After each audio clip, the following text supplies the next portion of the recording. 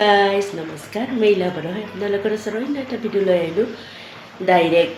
ৰাতিপুৱাৰ কামখিনি কমপ্লিট কৰি ভাত বনোৱাত লাগি গৈছে কিয় দেৰি হৈছে আজি উঠাতে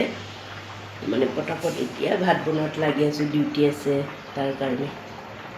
ইভিনিং ডিউটি আছে পটাপট বনাই লো মুগ মসুৰ দি কেনে বিলাহী দি কেনে দালি বইল কৰি আছো দালিটো অলপ বেছি বনাইছো কিয় ৰাতি অকমান দেৰি হ'ব পাৰে যদি দেৰি হ'লেও কথা নাই দালিখিনি থাকিব যেতিয়া ভাজি চাজি বনালে হৈ যাব এইটো দালি লগত আকৌ আলু ভাজি বনাম লগত আৰু শুকান মাছৰ চাটনি চাই থাকিব আপোনালোকে মই দেখাই যাই থাকিম এই দালিখিনি বইল হৈ গ'ল এতিয়া দিম চম্বাছ দিয়াৰ কাৰণে ধুনীয়াকৈ কেৰাহীটো দালিখিনি ঢালি ল'লোঁ অকণমান আখালি লৈছোঁ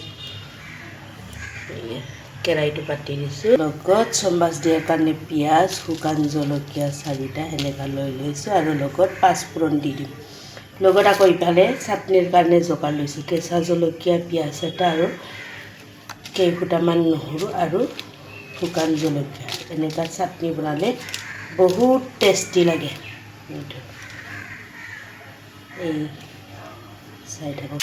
চাটনি বনোৱাৰ কাৰণে আগতে দালি বনোৱা কেৰাহীতে ধুনীয়াকৈ কেঁচা জলকীয়া শুকান জলকীয়া পিঁয়াজ আৰু নহৰুখিনি ধুনীয়াকৈ ভাজি ল'ম তেল কমকৈ দিছোঁ চাটনিৰ কাৰণে মই ইয়াতে ইটো চাটনিত বাৰু শুকান মাছ নিদি দেই শুকান মাছ দিলে অলপ কিবা হয় এইটো বহুত টেষ্টি হয় এনেকুৱা চাটনি বনালে আগতে এইটো ধুনীয়াকৈ ভাজি ল'ম এইটো কেৰাহীতে মই দিম দালি চম্বাছ চাটনিৰ কাৰণে ধুনীয়াকৈ ভাজা হ'ল এইখিনি জলকীয়া কেঁচা জলকীয়া শুকান জলকীয়া পিঁয়াজ আৰু নহৰু ধুনীয়াকৈ ভাজি ল'লোঁ ইফালে দালি চম্বাছৰ কাৰণে ইটো কেৰাহীতে মই আকৌ তেল দি কেনে পাঁচফোৰণ অকণমান শুকান জলকীয়া আৰু পিঁয়াজ দি কেনে দালিখিনি চম্বাছ দিয়াৰ কাৰণে ধুনীয়াকৈ ভাজি ল'ম ৰঙচুৱাকৈ আগতে বিলাহীটো দি দিছিলোঁ ফাইনালি মই দালি চম্বাছ দি দিলোঁ দালিটো অকণমান ঠাণ্ডা হ'লে থাকে পিঁয়াজ নহৰুখিনি আদাখিনি কিবাখিনি চাটনিৰ কাৰণে ভজাৰ কাৰণে অকণমান ঠাণ্ডা হয়